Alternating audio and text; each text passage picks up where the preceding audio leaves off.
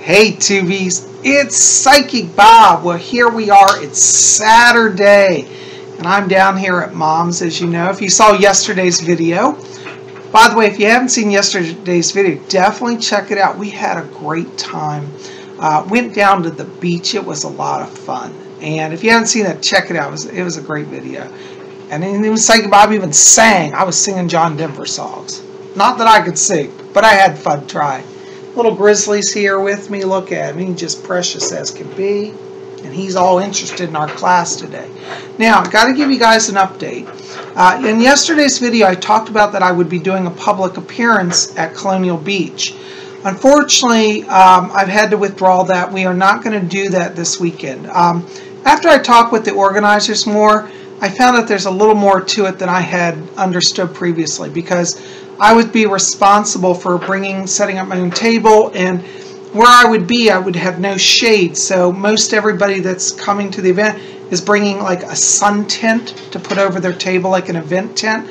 I don't have access today to an event tent, and it's going to be too late to get one. So it was just too dangerous to sit out in the heat without shelter, and there was no place for me to go. So I decided to not participate, but they've invited me back. I'm going to be back in, I believe it's October, and I'll let you know about that. But I'll be doing a big public event. So there's going to be a lot more people at the October event, and that way I'll be prepared. I'll have my business cards, I'll have flyers, I'll have my crystal ball, you know. So anyways, if you are thinking of coming to Colonial Beach this weekend to see Psychic Bob, I will not, I'm sorry to say, not be at that event. So I will let you know about the October event. Well, even though I'm not downtown, you know, doesn't mean we're not going to have our class today. And, you know, on Spiritualist Saturday, I love to sit and read about spiritualism. And many of you know, I've talked about this in previous videos, the Spiritualist Manual. And I've told you how to get this through, through Booktree Publishing. And I recommend it. Now, this is from the General Assembly of Spiritualists, but the church that I was involved with was part of the NSAC, National Spiritualist Association of Churches.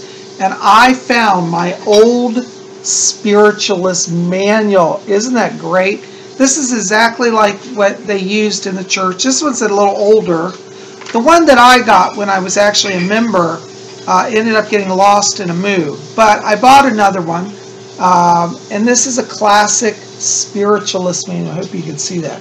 So next week we're gonna do some dip-ins and readings in the NSAC, National Spiritualist Association of Churches manual. And you know, as I said, it's very similar to this one. They're both excellent, and we're going to study both of them in the coming weeks. So I'm glad you're here. Now, today, as I promised you last week, we're going to continue on with studying Sylvia Browne's book, Mystical Traveler. And if you haven't gotten this book, I really encourage you to get it, because it'll really help you as a spiritual being understand more about your journey, understand more about, you know, where you're going. And for those of you, and I think a lot of people here at Spirit Channel are truly being called to be mystical travelers, this book will help you understand how that works. Now, we're going to go through this book in the coming months, and today we're going to continue along with that. But I would encourage you to get it. I think it'll make the class more enriching and easier to follow along. Now, today we're going to continue. Oops, I got to put on my glasses. Say about blind. And we've been talking about the life themes. Now, for those of you who are just tuning in and say, what's a life theme? Life theme is your mission, what you come here to do. Everybody, if you're in the body and you're breathing and you're thinking, you're watching this, you have a life theme. Now, you know, as many of you know, I am a full-time professional psychic medium, and part of my work is helping people understand their life themes and what that means and where that's going to take them. And so, the life theme is very important, because if you don't tune into your life theme and you do something else, you're going to have a lot of struggle. You know, as I've told many of you, you know, I'm not psychic for my own self. And, you know, it took a great psychic. It was my teacher in the Spiritualist church who helped me understand my life theme. And she said that I have two themes. One is a psychic, and one is a communicator. And up to that point, I had been working in the corporate world. I did okay. I wasn't a bad worker, but I never felt as if I was achieving my potential, if I was inspired. And once I understood my life themes, I said, now I understand what I need to do. And she always told me, she said, the spirit world is calling you to service. And she said, in your future, you're going to serve many thousands of people. You'll be known all over the world, and you're going to be a psychic, and you will work full time. And I remember at the time going, what? And I said, Julia, what are you talking about? Her name was Julia, by the way. Wonderful lady. She's no longer with us. She's in the spirit world, but her presence is still with me. And Julia used to tell me, and I couldn't believe it. But you know what? When you actually meditate on your life theme, you start to realize maybe there's something to it. So Sylvia classifies in her writings 47 life themes. Now, as many of you know, those of you who have sat with me, sometimes our life theme interpretations are different. I have a little different take on some of the themes than Sylvia. But I'm not knocking it because I think every psychic gets a little bit of the, slice of the pie. And I actually think there are more than 47 themes. Sylvia says there are 47, but that's okay. We can disagree and still love each other. And God bless Sylvia. She passed just a few years ago, and I still grieve her. I am so honored that she came to me. And many of you have seen my channeling session where she actually channeled through me. So I was very excited to have that happen. And, she's been reaching out to a lot of psychics and mediums around the world to let them know she's still here, she's still watching and guiding, so we can always call on her. So we're going to continue with our life themes. Now, we are on page 20, and we're up to theme number 32, which is the persecution theme. Excuse me, I can't see here. I got to clean my glasses for a second. That's kind of an intense one to start on, but that's where we're going to start today, okay? So we got our persecution theme. So I'm going to read along, and then we'll take some breaks and talk about this, okay? All right, theme number 32 of 47, persecution. Entities with this theme go through life in anticipation of the worst, certain that they're being singled out for persecution. Experiencing pleasure can throw them into a panic because they're convinced that somehow they must pay for it. This arduous theme is chosen to allow others to grow spiritually. Now, let me just pause there. In my years of readings, I've encountered a number of people who manifest this theme in their life. And there are truly some people who take on a persecution theme. And their challenge really is from a soul level to let go of fear. And they help others to become strong and brave. Many people right now that are being targeted, that are targeted individuals, some of them do have a persecution theme. They're certainly being persecuted. And as many of you know, I've shared my struggles with that as well. But I don't believe I carry a persecution theme because it's not the focus of my life. My psychic work and my teaching and communicating is my focus. But I do have elements of persecution. Now, if you're somebody that has a persecution fear, let me just tell you, because one of the things that I see in my readings is that people will call me and say, Bob, I'm being persecuted, I'm afraid that everybody's out to get me, etc., etc. And a lot of times what I see when I do a reading for them is I see that they do have a temporary situation of persecution, but it is not a life theme. And I help people understand, what will help you get out of that and move forward. And so if you're somebody and you said, I'm being persecuted, don't necessarily fully embrace that because that may not be your life theme. It takes a little while to really understand that. And a persecution theme generally means you're persecuted from day one. But as I said, I don't find a lot of people with that, but when I do, I have a lot of empathy for them. But I also know that this theme is a challenge to overcome and to be a voice of courage and wisdom for others. Okay. All right. Next theme, number 33, persecutor. Now that's a theme that none of us want, is it, huh? Those with a persecutor theme may range from wife beaters and child abusers to mass murderers. It's difficult to see the purpose of this theme within a single lifespan. But these seemingly bad seeds have a self-chosen role to play that enables humankind to evolve toward perfection. Once again, it is imperative that we don't judge these individuals. Now, I have to tell you in all honesty, I think I have encountered people that are persecutors. And honestly, they are the meanest SOB, excuse my language, that you'll ever want to see. Sylvia says here, and I think it's really true, it's important that we don't judge them. Now, as somebody who has been on the receiving end of persecution, I think it's very easy to go into that judgment mode.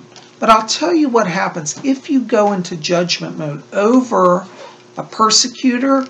What will happen is that you will become bitter, and you could very well lose your way. Now, that doesn't mean we don't stand up to them. We don't have to be bullied by persecutors. We don't have to take their abuse. But it also means that in our standing up, our defense of self, that we let go of judgment and we let go of hatred.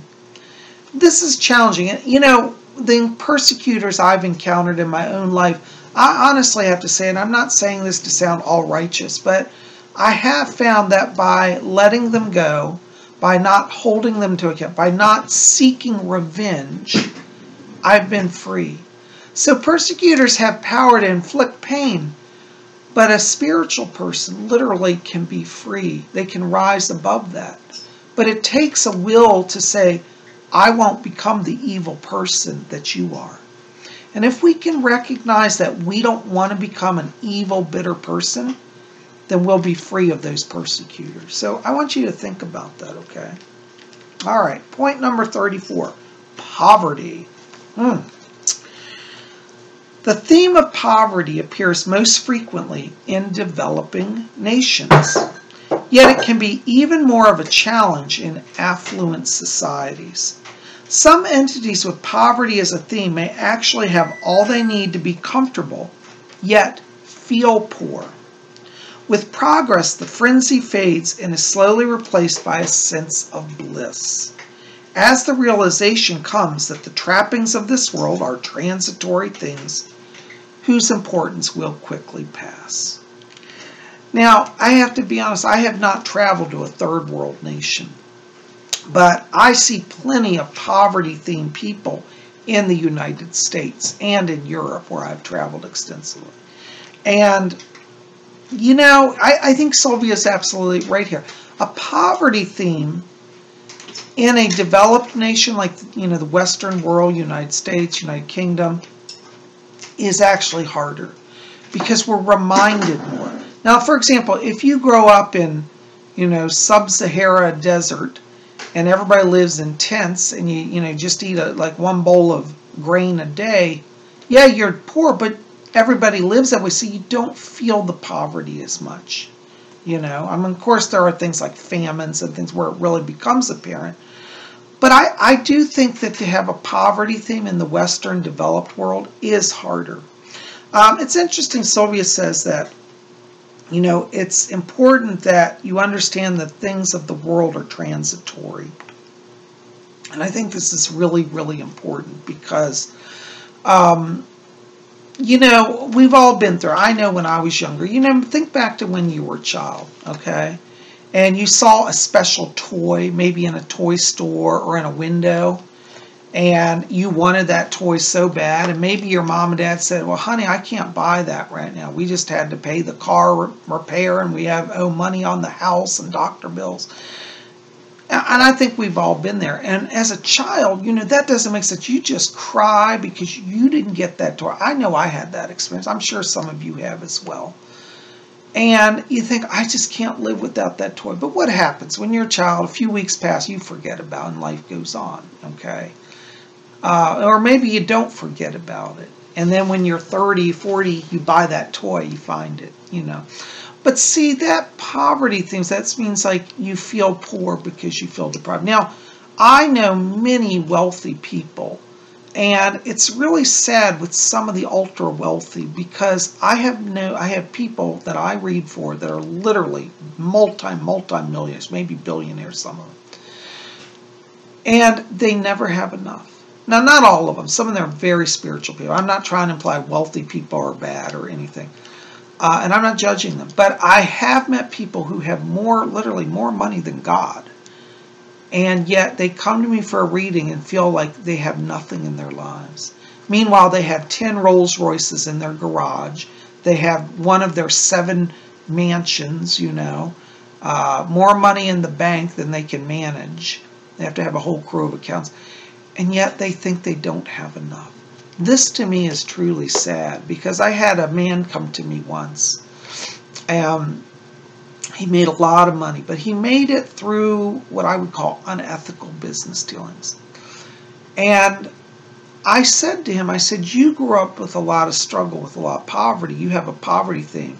And he looked at me, he said, yes. He said, I never felt I had enough. All my friends had shoes. And he grew up in a time, he was up in New York, where he had to literally, he would put cardboard in his shoes because his parents couldn't afford shoes. And what's interesting is, he never understood that once he started making a lot of money, that he could relax. And this man became obsessive. He literally bought 2,000 pairs of shoes, because in his mind, he could never go back to wearing cardboard.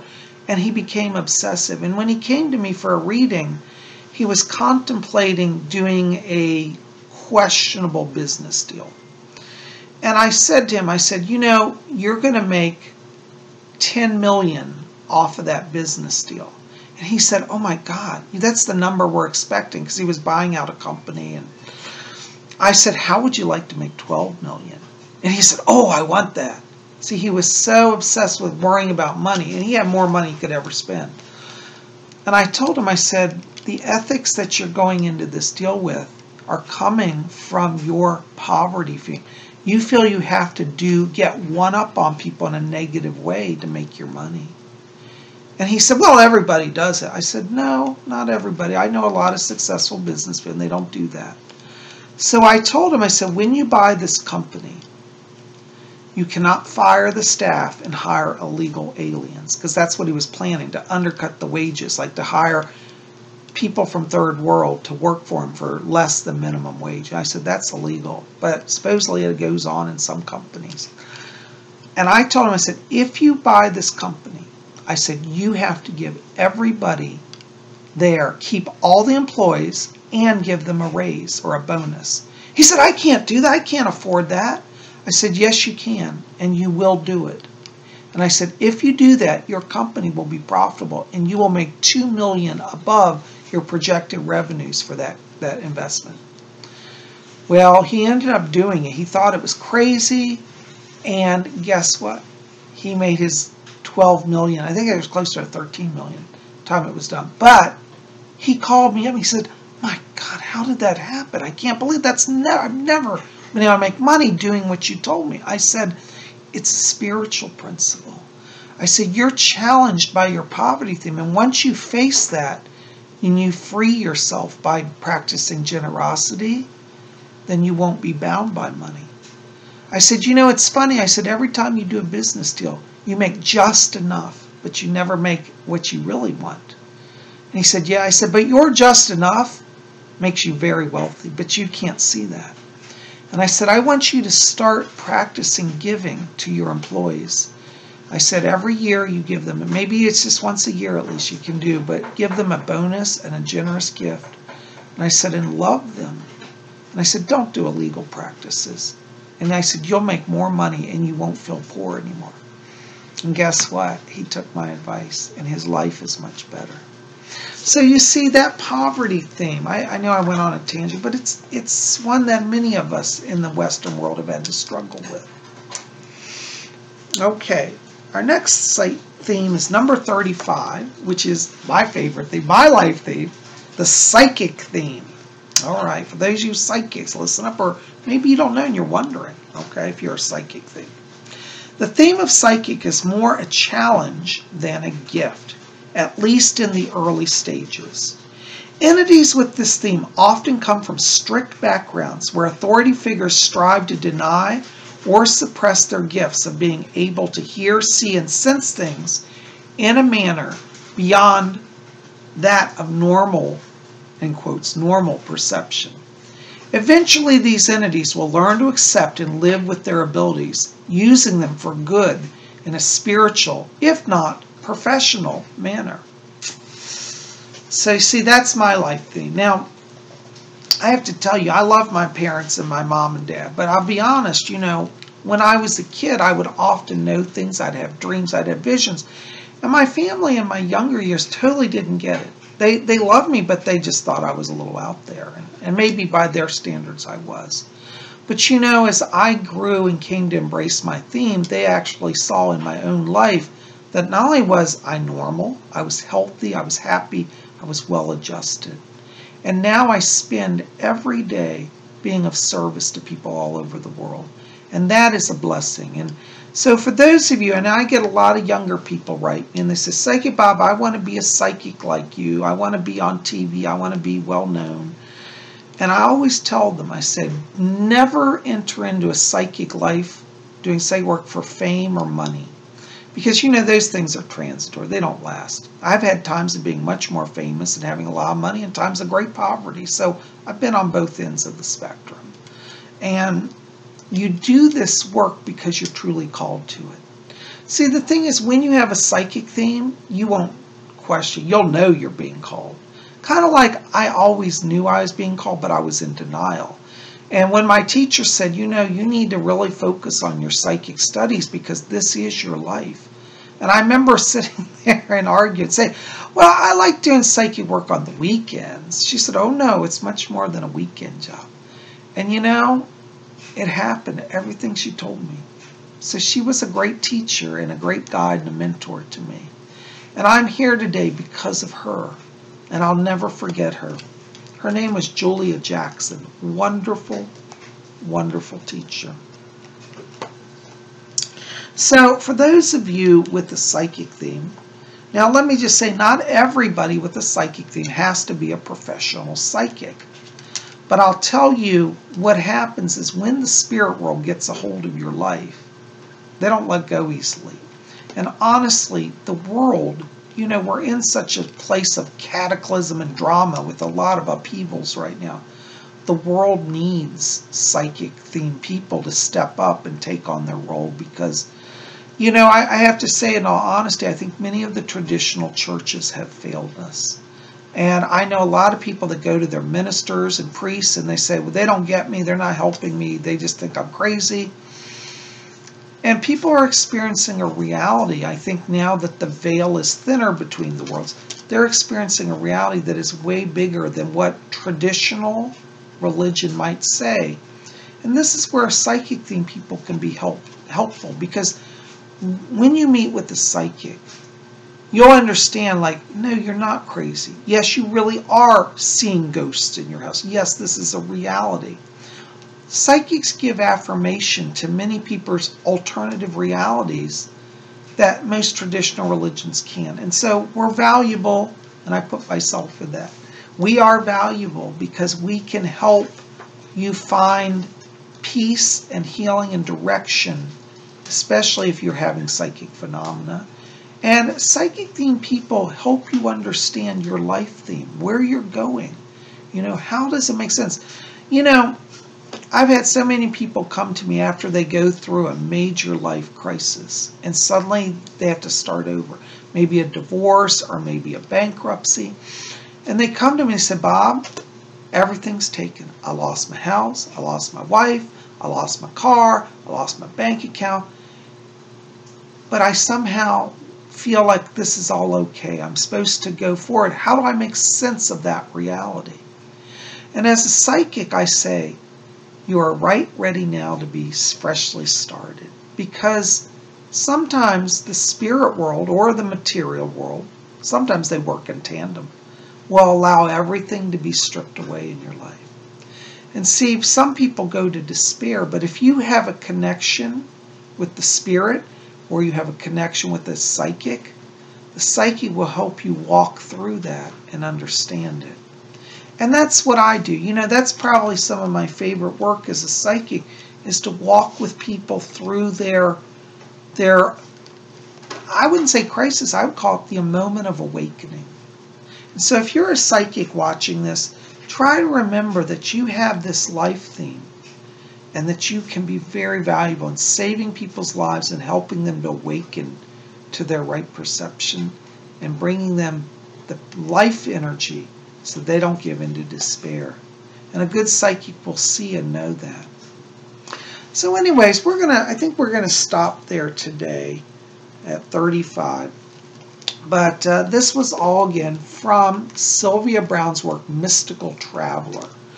And I hope that you'll get this book. It really is a wonderful book. I love it. I feel like Sylvia's right here talking with me. I love her so much.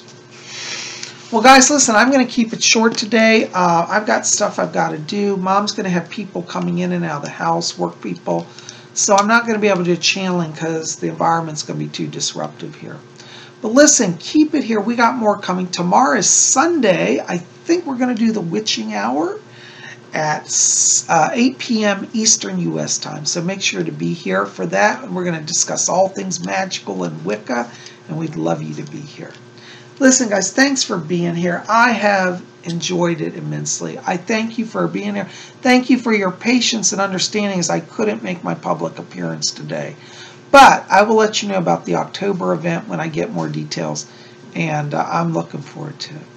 You guys are the best. I love you. Sending blessings to all of you. And keep it here at Spirit Channel. Listen, if you've enjoyed today's class, help me out. Like this video, favorite it, share it with your friends, hit subscribe, be part of our channel. We'd love you to be here.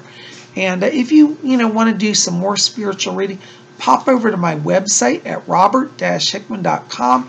You can pick up copies of my books there. I am a published author. I don't have my books here with me, but you'll see them at my website. So go over there. And if you're interested in getting on a schedule for a private reading, if you want to find out about your life themes, I'd love to help you with that. And so please give me a call, 571-483-2112. And also write to me. If you're having trouble, we may have some phone issues coming up. They're doing some work on the line. So if you can't reach me by phone, send me an email, readings@robert-hickman.com. That link will be below along with the phone number in the info box. So go down there and you'll find the links to connect with me and my website links, also to look at my books and check out about my readings. So I hope you'll do that. You guys are best. I love you. We'll see you back here tomorrow for the witching hour. And until then, may you always blessed be.